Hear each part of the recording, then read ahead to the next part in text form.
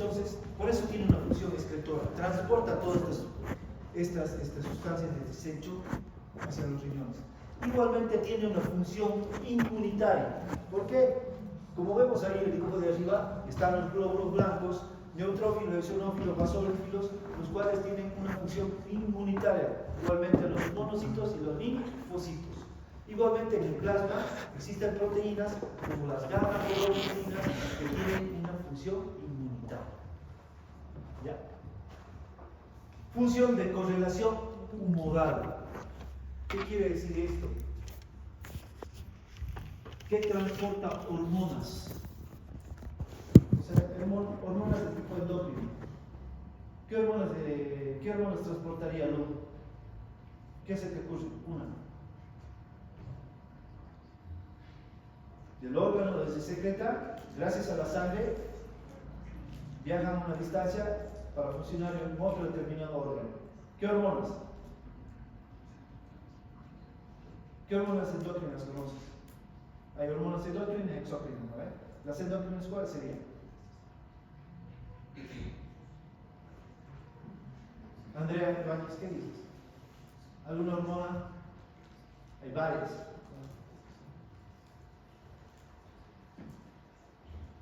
Sandra. Hormona de crecimiento, bien.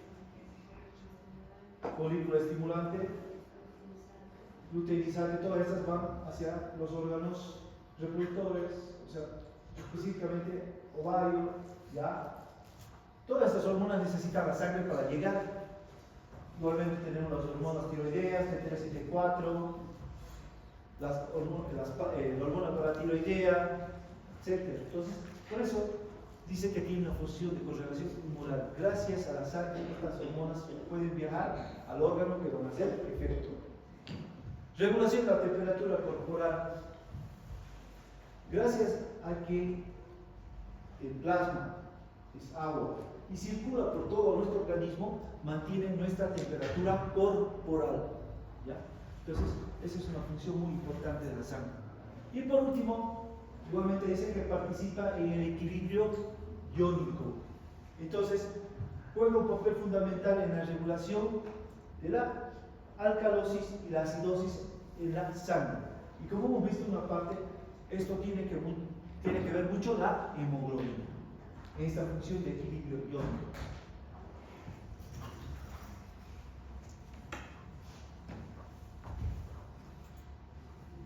Entonces, vamos a hablar de las propiedades físicas de la sangre. Como vemos aquí, tengo sangre arterial y sangre venosa. Victoria, vos que sabes de colores. La sangre arterial, ¿qué color sería, más o menos? ¿Rojo qué, pero? ¿Qué? ¿Rojo vino? No conocía el rojo vino.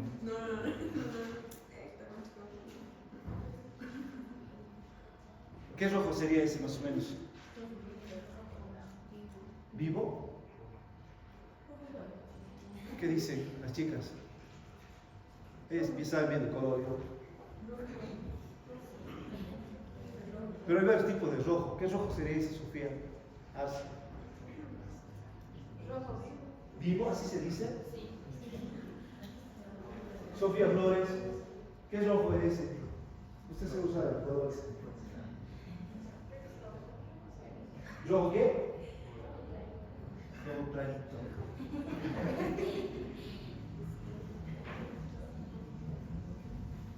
El libro dice que es un rojo escarlata. ¿Hay rojo escarlata? El libro dice que la sangre arterial se caracteriza dentro de la propiedad física de tener un rojo escarlata. ¿Y por qué tendrá ese color? A diferencia de la sangre venosa que viene ahí. ¿Por qué? Por la presencia de oxígeno. Es sangre oxigenada. Entonces diremos que tiene un color rojo escarlata por la presencia de la oxihemoglobina. En cambio, como vemos en la sangre venosa, es un rojo oscuro. Rojo púrpura, decía el libro. ¿Puede ser? no sé, colores poco. ¿Y por qué sería ese color, Gustavo?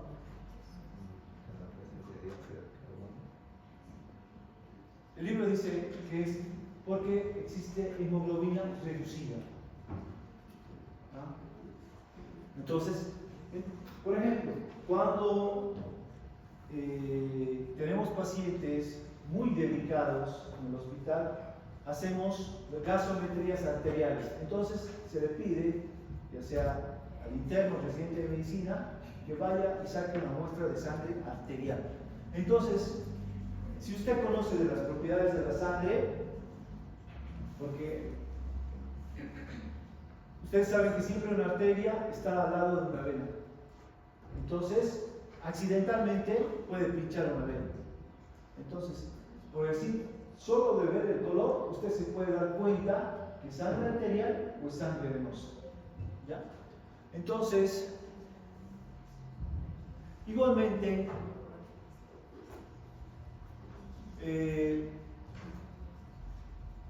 la sangre, por ejemplo, dice que cuando las personas aspiran monóxido de carbono, igual tiene un color característico como este que puse aquí, este tipo de rojo. ¿Ya? Entonces es un color igualmente un rojo oscuro. ¿Ya?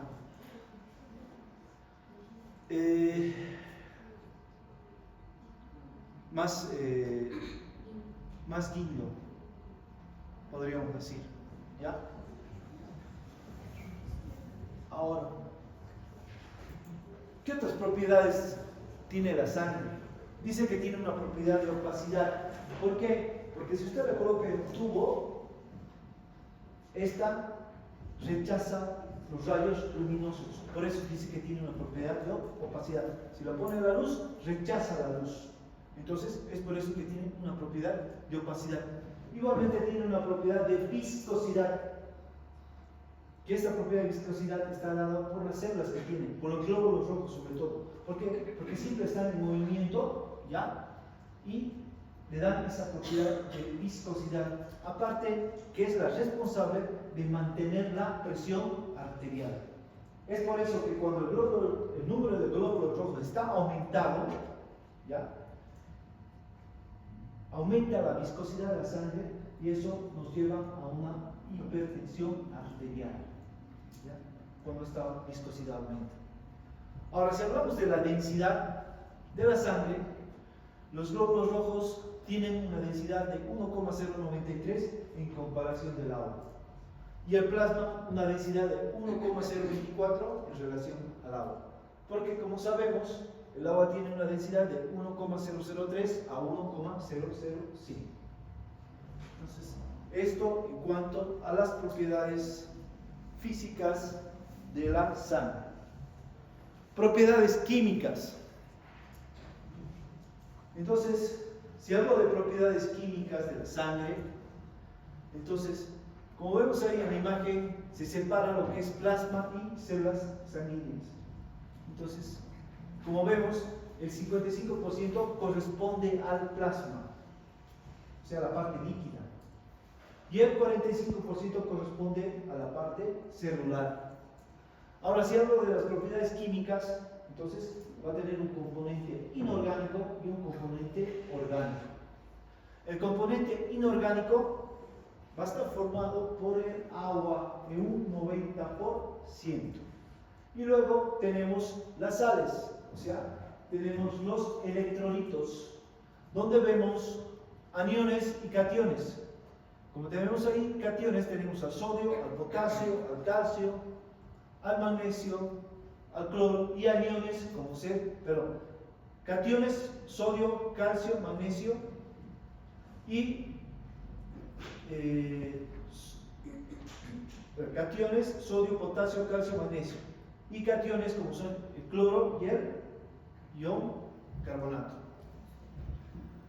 Ahora, en la parte orgánica, la composición orgánica, tenemos proteínas plasmáticas como es la albúmina, tenemos el fibrinógeno, y las inmunoglobulinas, las cuales tenemos las beta-globulinas y las alfa-globulinas. Y en la parte celular vemos las diferentes células, las cuales cumplen funciones específicas, como ser los eritrocitos, que tienen la función de la hematosis, los leucocitos, los cuales intervienen en las infecciones, ya sea producido por bacterias, virus, parásitos, etc. Las plaquetas, que juegan un papel fundamental en la hemostasia. Igualmente encontramos nutrientes, como ser glucosa, ácidos grasos, vitaminas, hormonas y productos metabólicos. Entonces, si hablamos de las proteínas del plasma, la que se encuentra más abundante es la albúmina.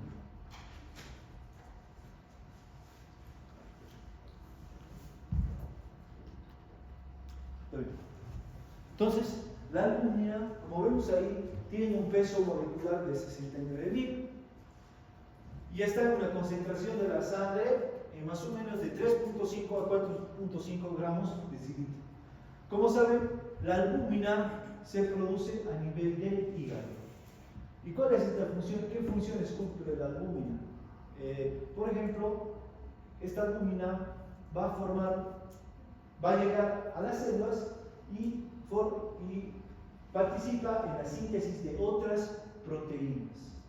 ¿Ya? Otra función de la albúmina es en el transporte de medicamentos. ¿Ya? Y también participa, como ustedes lo saben, en mantener la presión coloidosmótica del plasma, porque la albúmina junto al sodio va a traer líquido del espacio intersticial hacia el vaso sanguíneo. Entonces, cuando existen enfermedades hepáticas, esta albúmina disminuye, por lo tanto se va a producir una hipoalbuminemia. ¿Y qué va a pasar?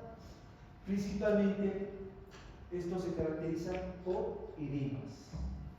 Es por eso que los pacientes alcohólicos que sufren de cirrosis tienen tendencia a los edemas. Dice, sí, te ha hinchado tanto tomar. No es por tomar, es porque está en insuficiencia hepática, porque tienen una hipoalbuminemia y el todo líquido está escapando hacia el espacio intersticial. Ahí dice proteinograma. Uno, cuando pide un proteinograma, o sea, en sangre, saca el total de las proteínas totales, donde va a aparecer la relación entre albúminas y globulinas, donde la relación está a favor de las albúminas.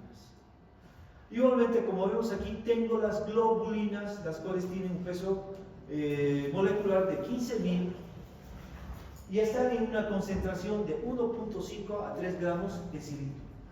Tenemos globulinas alfa 1, alfa 2, ¿ya? Las cuales cuyo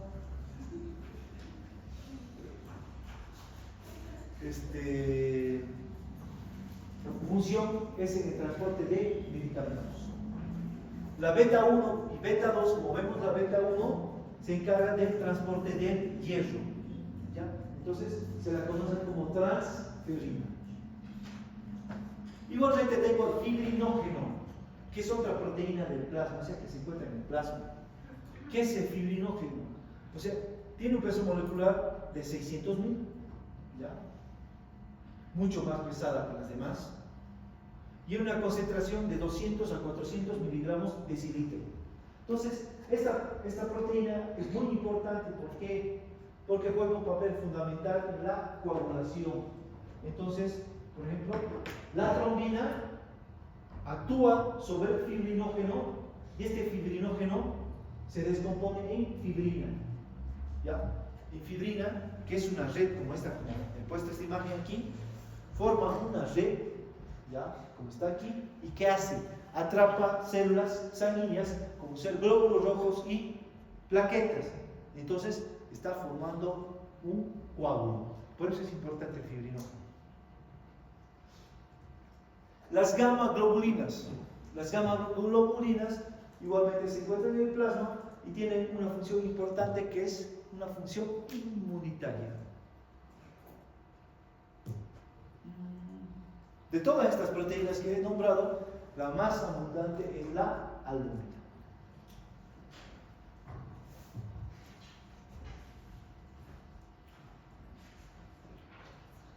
¿Qué otros componentes de la sangre tenemos? Tenemos glucosa, que como ustedes saben, su valor normal es de 70 a 80 miligramos de decilitro. Entonces, usted siempre que pide glicemia, siempre se tiene que pedir en ayuno, por si acaso. Y su valor normal tiene que ser ese, de 70 a 100 miligramos de decilitro. Si está arriba de 100, ya se considera hiperglucemia o hiperglicemia. Entonces, hay que pedir a otros laboratorios, hemoglobina glicosilada, etcétera, para ver si este paciente posiblemente ya puede puede estar desarrollando un problema de diabetes. Igualmente vamos a encontrar grasas, que encontramos, o lípidos, mejor si quieren. Colesterol, que tiene que estar un valor menor a 200 miligramos de decilitro, si no sería una hipercolesterolemia. Y los triglicéridos de un valor menor a 150 miligramos de decilitro. ¿Por qué? Porque sabemos que cuando estos valores están aumentados, estamos hablando del envejecimiento de los vasos sanguíneos. Andrea, ¿por qué crees que si estos valores están aumentados de colesterol y triglicéridos,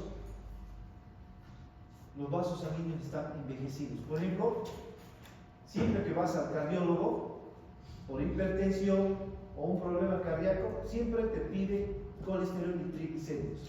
¿Qué tiene que ver con el envejecimiento de los vasos sanguíneos? ¿Qué te hace pensar?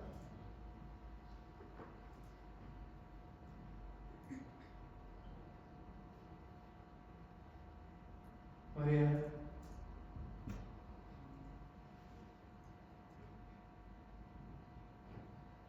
Porque las personas adultas, generalmente mayores de 40 años, tienen tendencia a colesterol y triglicéridos altos?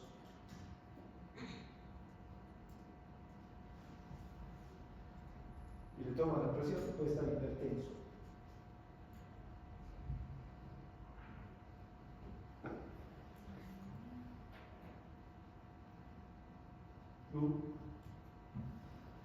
Tal vez puede ser porque son grasas Ya. y hacen de que, por ejemplo, puedan producirse lo que sería la aterosclerosis, Perfecto.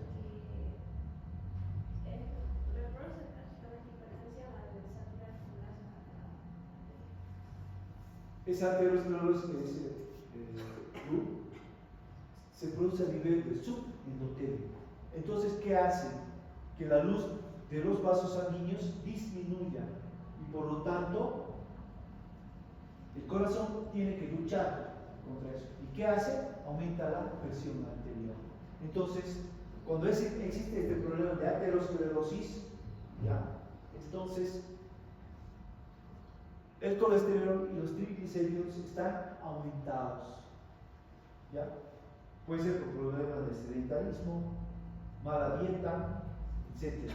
Pero igualmente existen personas que son muy sanas, que comen muy bien, pero igual pueden tener colesterol y triglicéridos altos. Hay una enfermedad que se llama hipertrigliceridemia familiar. Entonces, si tu familia tuvo ese problema, vos por más que te cuides, puedes tenerlo, pero se puede controlar con medicamentos. ¿Qué otras enzimas más tenemos en la sangre? Todas estas enzimas que estoy nombrando, pero todos estos componentes yo los puedo medir en la sangre. Por ejemplo, tengo la TGO, la TGIP, que es la transaminasa glutámica oxalacética, la TGO. Entonces, por ejemplo, esta piden los cardiólogos cuando están sospechando de un infarto de miocardio. está elevada. Te orienta el diagnóstico, no es que TGO alta, infarto, no. Te orienta. La TGP, la transaminasa glutámica pirúrica. Entonces, ¿esta cuándo está elevada? Cuando existen hepatopatías. ¿Ya? Una falla hepática se encuentra elevada. Igualmente, puedo sacar la fosfatasa ácida. Por ejemplo, cuando existe cáncer de hueso, esta fosfatasa alcalina está elevada. La fosfatasa ácida está elevada, no la alcalina. La fosfatasa alcalina, ¿cuándo se puede elevar? Cuando existen hepatopatías, insuficiencia hepática. Igualmente tenemos fermentos como ser amilasa y los gases que se encuentran en la sangre, como es el oxígeno y el CO2.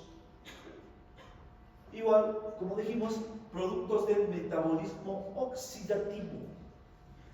Entonces, yo puedo pedir en sangre urea, que es producto de desecho del metabolismo de las proteínas, que está en un valor de 20 a 40 miligramos de decilitro.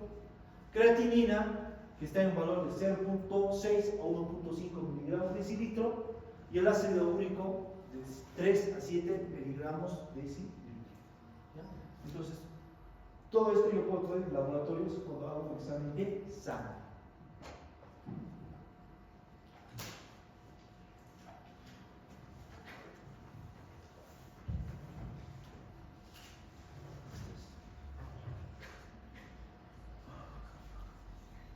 Ahora vamos a ver lo que es glóbulos rojos específicamente. Entonces, ese investigador Liguenco, en 1674, mediante la microscopía óptica, dice que fue el inventor de la microscopía óptica, y fue la primera persona en observar un glóbulo rojo. Luego, más o menos en 1831, por ejemplo, ese otro investigador, Lemery, observa el hierro en la sangre. ¿Ya? O sea, en los glóbulos rojos específicamente. Funk separa la hemoglobina de los glóbulos rojos. Y luego, este investigador Hooke observa la combinación y la separación de la hemoglobina con el oxígeno. Ya en el año 1831 adelante. Entonces, gracias a esto, nosotros podemos saber la forma y tamaño de los glóbulos rojos. Entonces, como dice la literatura, tiene la forma de un disco bicóncavo, ¿ya? Entonces, que tiene un diámetro de más o menos de 7.2 a 7.5 micras y tiene un espesor más o menos, el espesor, como es un disco, dice que en los extremos tiene un espesor de más o menos 2.8 y en la parte central un espesor de 2.2, es lo que indica Geiger. Por eso tiene la forma de un disco bicóncavo. ¿Ya? Ahora, cuando está en la sangre arterial, tiene un diámetro de más o menos 8.5 micrómetros. En cambio, en la sangre venosa tiene un diámetro de 9 micrómetros. ¿Por qué será esto? Nelly. Yo nos digo que es porque transporta desechos técnicamente al estar en la sangre venosa y es ya. que tiene la hemoglobina en esa área. A ver, otra vez. Transporta desechos y... También nos digo que es por la afinidad que va a tener la hemoglobina con la presencia de agua. Sí. Lo que pasa es que, como dice su compañera, en la sangre venosa, al transportar la hemoglobina, ¿ya? Entonces el glóbulo rojo se hincha de agua. Entonces tiene un mayor tamaño que el glóbulo rojo de la sangre arterial. Entonces podemos encontrar diferentes tamaños de glóbulos rojos. Entonces podemos tener normocitos, microcitos, macrocitos y megalocitos, ¿ya? Esos diferentes tamaños. Cuando existen diferentes tamaños de glóbulos rojos, en una muestra de sangre, eso se llama anisocitosis. En cambio, cuando existen diferentes formas de glóbulos rojos, como dice aquí, no se ve bien, pero esto se llama eritrocitos, ¿no? o estos glóbulos rojos que tienen forma de óvalo se llaman ovalocitos. También otros que tienen, dice, la forma de un sombrero mexicano se llaman escudocitos, o tienen la forma, como vemos aquí, en forma de hoz, ¿ya? Entonces, al tener esta forma de hoz, dice que pueden destruir otros glóbulos rojos normales. A esto los conocemos como drepanocitos. Entonces, a las diferentes formas que tienen los glóbulos rojos se llama poiquilocitosis. ¿Ya? Entonces, cuando usted pide un hemograma completo, le pueden colocar el bioquímico estos nombres: presencia de normocitos o presencia de microcitos, de macrocitos. Usted ya sabe a qué se refiere, a tamaño. O también le dice presencia de poiquilocitosis, específicamente presencia de drepanocitos, o sea, es una enfermedad drepanocítica, la cual me lleva a anemia drepanocítica. ¿Ya? Entonces ya sabemos esta terminología. Entonces vamos a hablar de la concentración de los glóbulos rojos. ¿Cómo se mide la concentración de los glóbulos rojos? Se mide mediante el hematocrito. Entonces, ¿qué es el hematocrito? Es el porcentaje de glóbulos rojos en relación al plasma. Como sabemos, el 55% es plasma, es agua. Y el otro 45% son los elementos, formas, donde el 97-98% corresponde a los glóbulos rojos. Por lo tanto, miren, el hematocrito en el hombre toman como valor normal Guyton de 47%. En cambio, en las mujeres, en un 42%. A ver.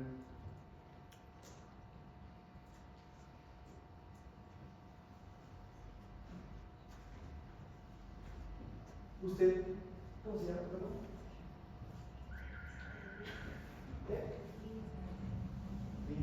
¿Por qué cree que las mujeres tienen un hematocrito más bajo que los hombres?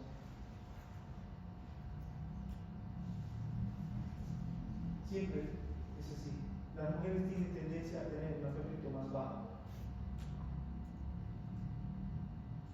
Sofía Flores, ¿por qué las mujeres tienen un hematocrito más bajo? Si tiene un hematocrito más bajo, tiene un conteo de glóbulos rojos más bajo. ¿Por qué creen? ¿Por qué ha reído? Porque eso han visto el año pasado en histología. ¿Han visto el hematocrito? ¿Listo? ¿Qué dice? Rose. ¿Se acuerdan? Joven.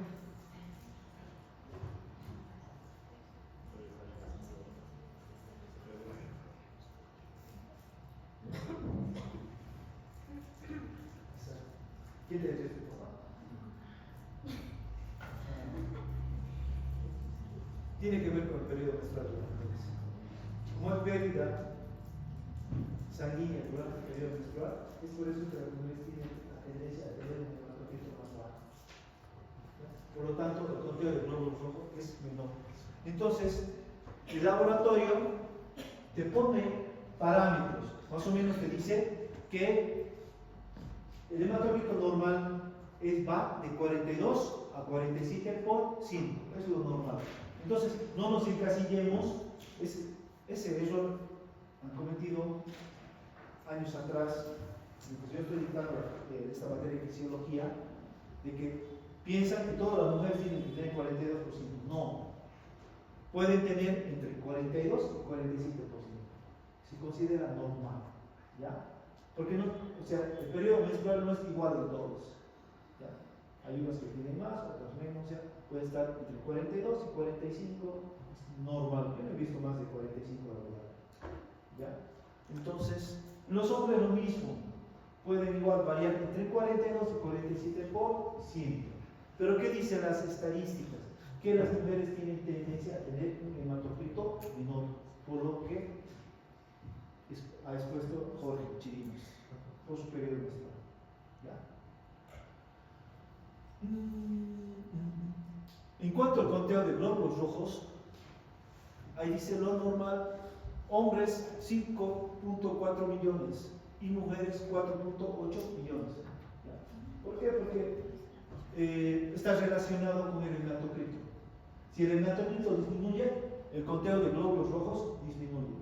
Si aumenta el hematocrito. ¿Ya? Pero no se vamos a encasillar igual que todos los hombres tienen 5.4 y todas las mujeres 4.8. No. ¿Ya? Entonces, por ejemplo, el laboratorio aquí en Tarija, la mayoría de los laboratorios, ¿qué valor normal me dan de conteo de glóbulos rojos? Más o menos de 4.5 a 5.5 millones de glóbulos rojos. Eso se considera normal. ¿Ya? Entonces, dicho todo esto, vamos a hablar de policitemia. ¿Ya? ¿Cuándo hablamos de policitemia? Cuando el conteo de glóbulos rojos está aumentado. Por lo tanto, el hematocrito va a estar aumentado. ¿Ya? Entonces, por ejemplo, existe una policitemia relativa. ¿Cuándo se produce esto? Por ejemplo, cuando está aumentado el número, así de manera relativa. Por ejemplo, en las personas que sufren deshidratación. Entonces, cuando se produce una deshidratación, se pierde líquido por la transpiración, o puede ser por vómitos, por diarrea. Entonces, ¿por qué producir una policitemia? ¿Por qué se produce una policitemia relativa? O sea, ¿por qué aumenta el conteo de glóbulos rojos? ¿Por qué aumenta el hematocrito? A eso me voy. Porque disminuye el plasma, exactamente. Entonces, disminuye el plasma y por lo tanto aumentar el hematocrito. En este caso, no aumentaría el conteo, aumenta el hematocrito. ¿Por qué? Porque hay un cambio en la relación entre el plasma y los glóbulos rojos. Entonces, si yo vuelvo a hidratar a esta persona, recupera la cantidad de plasma que tiene porque es agua y el hematocrito se normaliza. Entonces, esto hablo de una policitemia relativa. Una policitemia pasajera. Por ejemplo, en las personas que viven a nivel del mar y viajan a La Paz, están un mes en La Paz. Entonces usted le toma un examen de glóbulos rojos, un hemograma mejor, y ve el hematocrito, va a estar arriba de 47, va a tener 48, 50 de hematocrito. ¿Por qué? Porque la médula ósea roja ha tratado de compensar esa falta de oxígeno, o sea, ¿cómo? Produciendo mayor cantidad de glóbulos rojos. ¿Ya? Entonces, esta persona nuevamente vuelve a su lugar de origen y el hematocrito nuevamente vuelve a sus valores normales. Por eso es una policitemia pasajera. En cambio, si hablamos de una policitemia absoluta, entonces vamos a hablar de una persona que vive al nivel del mar y tiene un hematocrito mayor a 50 y su conteo de glóbulos rojos está en 7 millones. Entonces, a eso se refiere a una policitemia absoluta. ¿Ya? Entonces, ¿qué problema va a tener esta persona si tiene un conteo alto de glóbulos rojos y el hematocrito está aumentado? 50, póngale. ¿Qué? Hipertensión.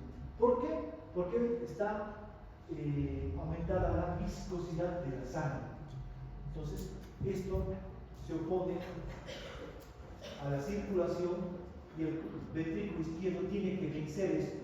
Entonces, tiene que contraerse con mucho más fuerza. Entonces, va a crear problemas de hipertensión arterial. Por ejemplo, yo tenía un docente en La Paz cuando estaba rotando el último año de especialidad. Él era un maestro en fisiopatología en la UNSA, pesaba como 120 kilos y se tenía que hacer sangrías cada mes. ¿Por qué?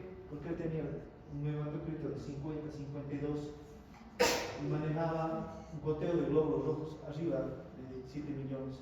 Entonces, el único tratamiento que le hacían era sangrías cada mes. Le sacaban sangre. Todo el mundo le pedía que se vaya a vivir a otro lugar porque no podía estar así él, pero no quería. Ahora, si hablo de oligocitemia, ¿a qué me estoy refiriendo? Lo contrario, un hematocrito disminuido por debajo de 42, por ejemplo. Por lo tanto, si está disminuyendo el hematocrito, va a estar disminuido mi conteo de glóbulos rojos. ¿Ya? Por ejemplo, puede tener un hematocrito de 30. ¿Ya? Entonces, estarías en una oligocitemia. ¿Qué ejemplos podemos tener de esto? Usted. Anemia, ¿ya? Causas de anemia. ¿Cuáles serían causas de anemia? Pero causas, ¿por qué se ha producido anemia? Yo ya sé que es bajo conteo de glóbulos rojos, baja hemoglobina, bajo hematocrito, pero ¿por qué se ha producido?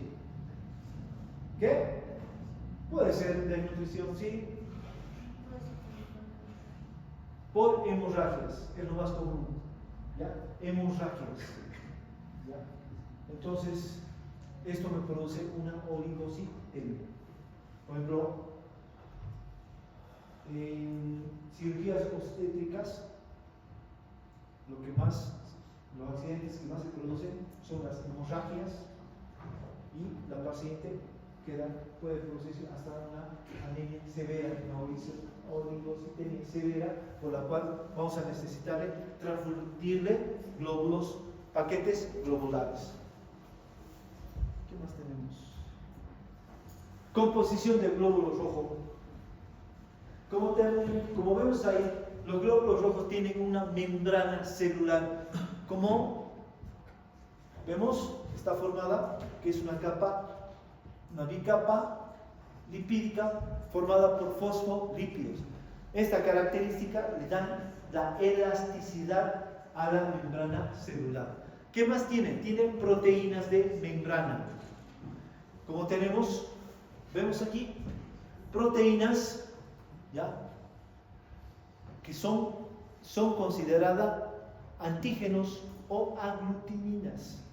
Entonces, se han descubierto estas proteínas que están en la membrana, que son antígenos o también llamadas aglutininas. ¿Qué antígenos tenemos? Antígeno A, antígeno B y antígeno AB, los cuales me van a dar el grupo sanguíneo. ¿Ya? Y si digo grupo 0, ¿qué antígeno tendrá? Ninguno, no tiene ni A, ni B, ni AB. ¿Ya? Igualmente, existen otras proteínas, ¿ya?, que me da el grupo RH, donde puede ser RH positivo, que quiere decir que sí tiene esas proteínas, RH, y otro grupo, bueno, el RH negativo no las tiene esas proteínas.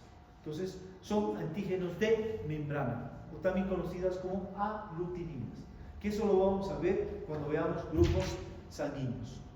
¿Ya? ¿Qué más? ¿Qué componentes inorgánicos tiene el glóbulo rojo?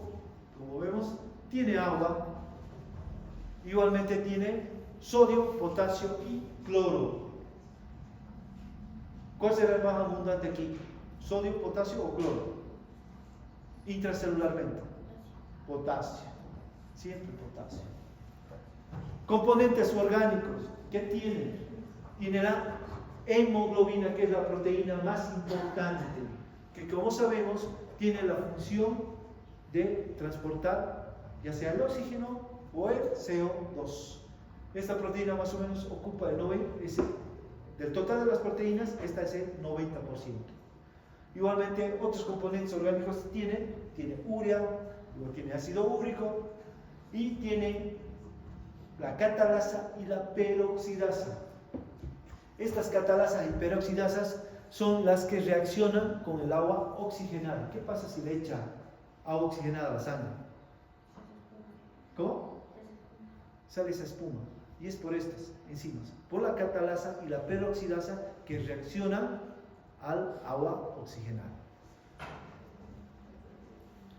Entonces, si alguna vez, por ejemplo, hay un familiar que le llama porque dice que está orinando sangre o defeca con sangre, si usted tiene la sospecha, ¿qué haría? Échale agua oxigenada. Y si comienza a salir esa espuma característica, puede ser que haya sangre, ya sea en orina o en heces fecales. Pero ¿cómo tendría que confirmar? Mediante el laboratorio. No por eso va a decir que se sospecha, ¿ya? Pero se tiene que confirmar por laboratorio. Porque un profesional en medicina con esa prueba no va a decir sí hay sangre.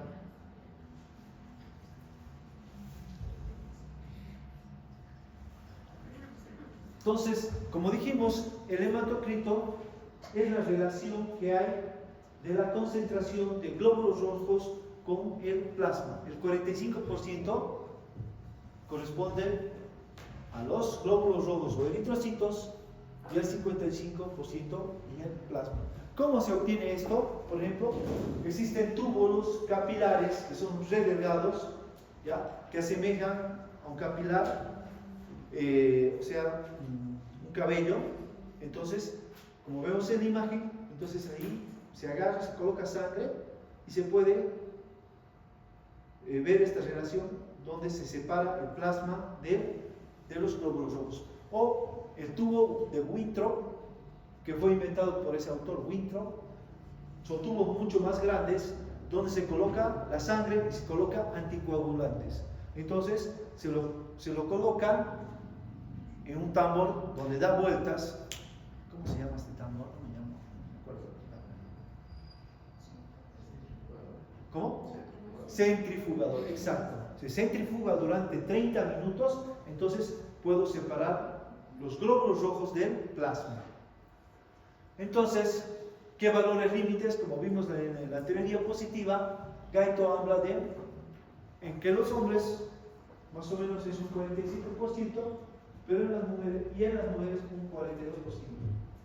Pero tenemos que tener valores límites. Entonces, los valores límites, ¿cuáles son? Más o menos vamos a decir de 42 a 47%. ¿Ya? Por debajo de 42 vamos a hablar de un hematocrito bajo. Arriba de 47, un hematocrito alto. ¿Ya? Entonces, nos guiamos por estos valores. Pero, si usted pide un hemograma a cualquier laboratorio, ellos tendrían sus valores normales. Unos ponen de 40 a 46, de 41 a 47. Nos tenemos que guiar también por esos valores, por los reactivos, por la calidad de reactivos que utilizamos. ¿Ya? Es por eso que algunos médicos tienen preferencia por un laboratorio. No quieren que le cambien otro laboratorio, porque confían en sus reactivos.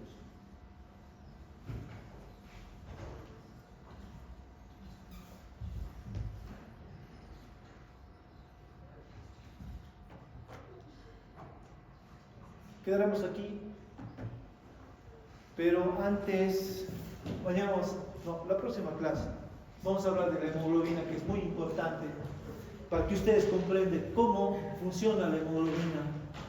¿Ya? Entonces, pero antes de esto, mañana quiero hacer una práctica. ¿Ya? Tal vez algunos de ustedes ya han hecho este curso. ¿Qué es el BDS? Soporte vital básico. Levanta la mano, ¿quiénes hicieron? ¿Usted? ¿Dos? ¿Qué más? ¿Ya? Entonces, como ustedes ya saben, fisiología cardíaca y fisiología pulmonar, ¿ya? Entonces van a entender por qué es importante el soporte vital básico. Entonces, ¿cuándo se hace este soporte vital básico?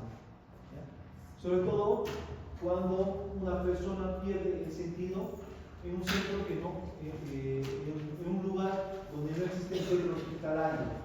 Entonces, usted tiene que comenzar, ¿ya?, a hacer una reanimación a este paciente. ¿Por qué será importante las compresiones torácicas? Gustavo, ¿por qué es importante? Porque veo a un paciente, no tiene pulso y en ese momento comienzo con las compresiones. ¿Tiene algún sentido? Ya que has aprobado el examen de fisiología cardíaca. ¿Qué estás buscando con las compresiones cardíacas?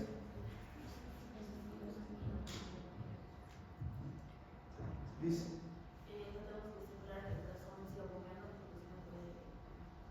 Que la sangre siga circulando. Exacto. ¿Ya? Entonces, por eso hacemos compresiones. Entonces, la universidad tiene todo. Entonces, para hacer esto, tiene los muñecos, ¿ya? Entonces, es por eso que todos los años que yo llevo dictando esta materia, hacemos esto, porque ya ustedes saben lo que estamos buscando. Entonces, ¿cuál es el concepto básico del BLS? Es tomar la acción correcta, rápida y confiadamente, puede marcar la diferencia entre la vida y la muerte para una persona que sufre un paro cardíaco. Entonces, estadísticamente se ha comprobado que si usted reanima a un paciente,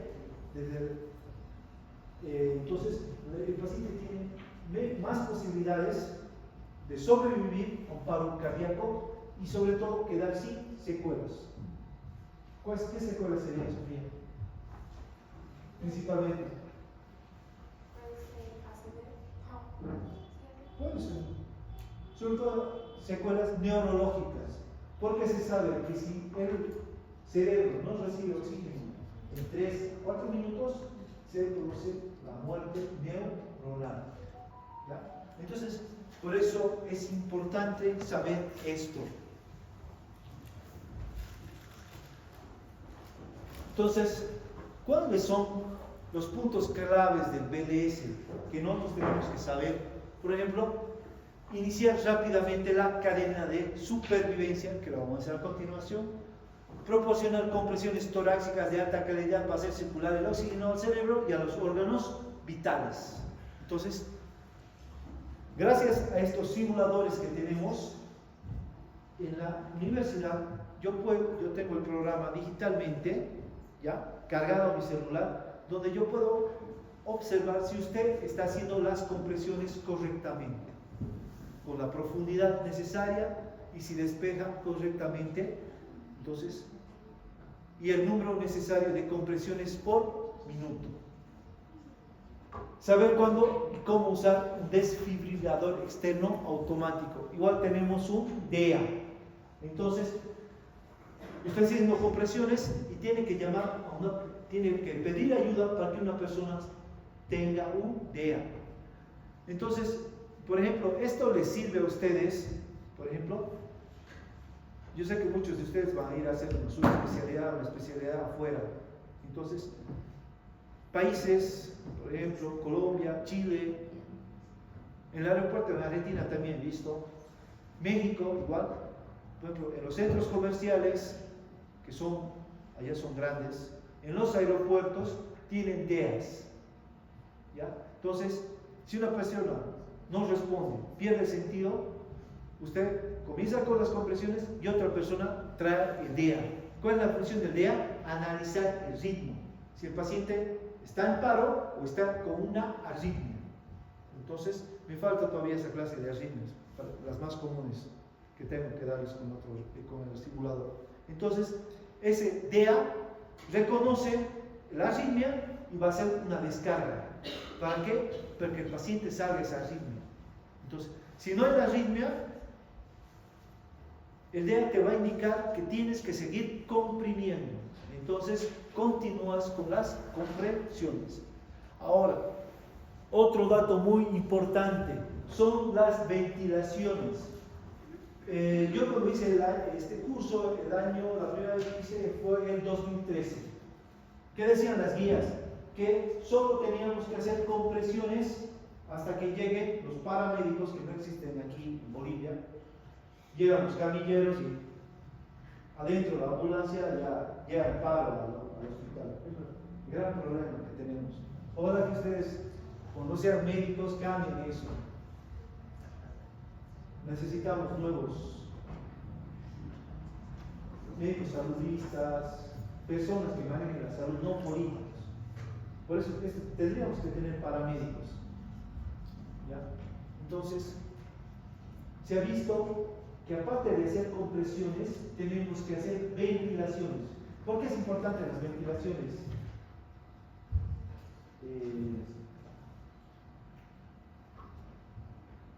¿Por qué crees que son importantes las ventilaciones, Jorge?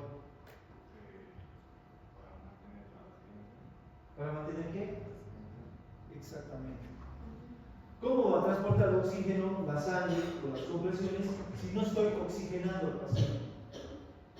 Entonces, bueno, en estos países desarrollados siempre existe, por ejemplo, en los aeropuertos sobre todo, existen los AMBUs. Entonces, usted puede oxigenar con un AMBU al paciente. ¿Ya? Entonces, lo hace respirar. ¿Ya? Entonces, mientras el otro está haciendo las compresiones. Y entonces, ¿qué vamos a buscar? Comprender cómo trabajan con otros rescatistas en equipo. Igualmente, este curso ofrece salvar cómo tratar una asfixia. Entonces,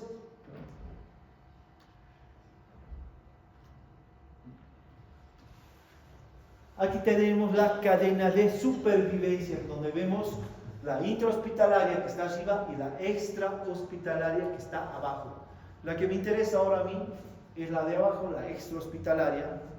Entonces, ¿por qué? Porque alguna vez, ojalá que nunca les pase, que a mí me pasó algunas veces, que una persona se desmaya en la fiesta y aquí buscan al médico. Pero uno está en lo mejor y ya él quiere ver a alguien que se ha desmayado. Y todo el mundo hace escándalo, comienzan a gritar, a llorar. Entonces, si usted sabe manejar esto, va a saber manejar esta situación. Entonces, ¿qué dice? Primero, reconocimiento y activación del sistema de respuesta de emergencia. Entonces, ¿qué tiene que hacer? Reconocer que el paciente está en paro. ¿Cómo reconocerías que el paciente está en paro? Es lo principal. Una persona está en el piso y la gente está dando aire, está sacudiendo. ¿Cómo reconocería que está en paro? O sea, le tomaría la presión. Te apuesto que si tiene una presión de 60, 30, no se puede ver, no es perceptible. Ausencia de pulso. ¿Dónde le tomaría ese pulso? ¿Por qué?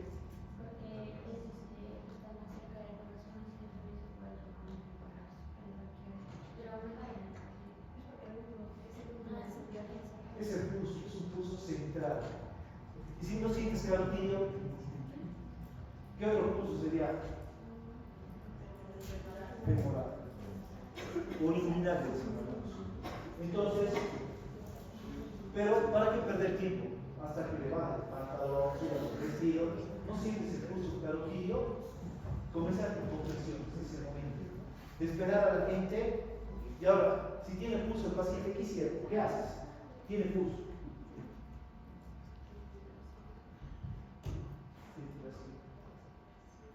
Tienes que ver si el paciente respira correctamente. ¿Ya? Entonces, ¿cómo puede? Muchas veces el paciente tiene pulso, pero no está respirando. No sé, puede ser que tome algún tipo de fármaco, ha tenido una sobredosis. Entonces, ¿esto qué causa? Que baje la frecuencia respiratoria. Entonces, o muchas veces está recostado y la lengua cae, ¿ya? La base de la lengua y obstruye la orofaringe, ¿ya? Por lo tanto, este paciente se le dificulta respirar. Entonces, ¿qué tiene que hacer? Despegar la vía aérea. Y entonces, el paciente va a comenzar a respirar. ¿Por qué? Porque de repente su tórax se mueve o comienza a hacer ruidos extraños. Entonces, usted despejando la vía aérea, el paciente va a comenzar a ventilar mejor. Entonces, una frecuencia respiratoria óptima, ¿cuánto sería? De 12 a 20. Hay libros que dicen de 10 a 20. Entonces, si el paciente tiene una frecuencia así, de 10 a 20, de 12 a 20, entonces yo me quedo tranquilo, tiene pulso, sí. Entonces, dice, no, llame a la ambulancia, tranquilos, va a estar bien, y cada 2 minutos va controlando el pulso. ¿Ya? Entonces, esa es la manera de controlar, de actuar con una persona pierde sentido. Y algunas veces seguramente les va a tocar a ustedes. ¿Qué más?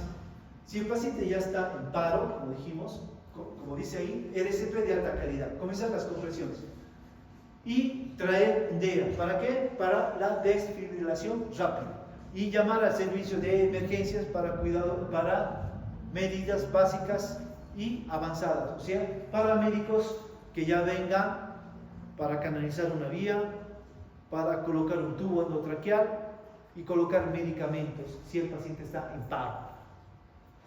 Y luego, si el paciente sale del paro, un soporte vital avanzado y cuidados post-paro, que son muy importantes. ¿Por qué? Para que mi paciente no vuelva a entrar a paro.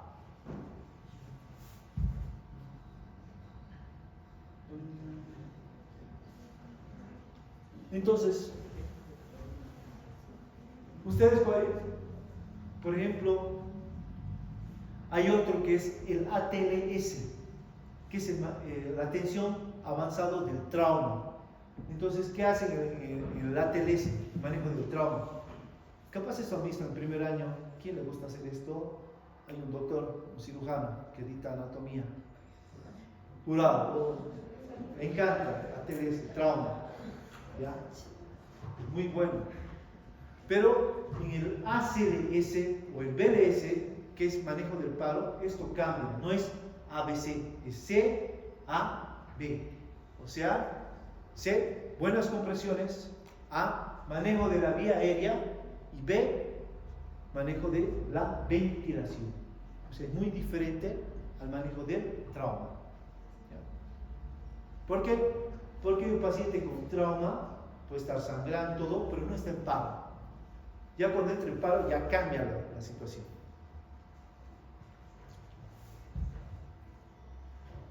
Bueno, esto lo vamos a ver después. Entonces,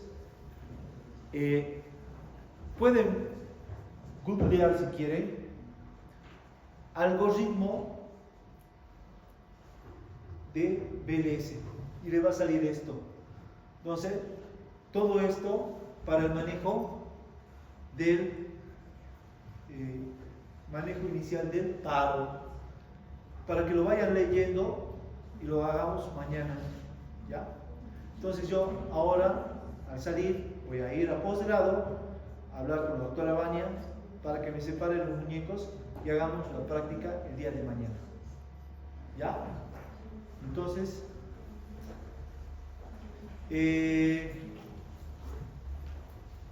por ejemplo, Sam le hiciste el curso el año pasado, ¿no? ¿Este año? Ah, qué bien. Ha hecho ventilación y compresión. Lo más difícil, por lo que yo he visto, es ventilar. Más o menos. Cuesta un poco. ¿Por qué? Porque es práctica. No la primera ventilación.